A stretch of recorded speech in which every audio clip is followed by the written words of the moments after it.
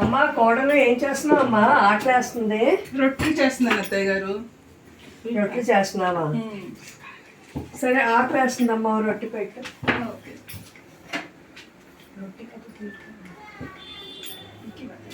తీసుకోండి.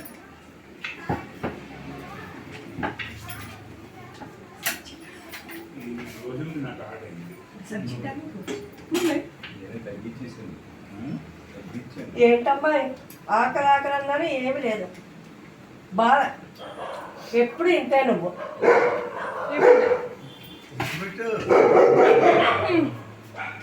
చేసుకోండి. ఏంటమ్మా నేనే చేసుకోవాలా?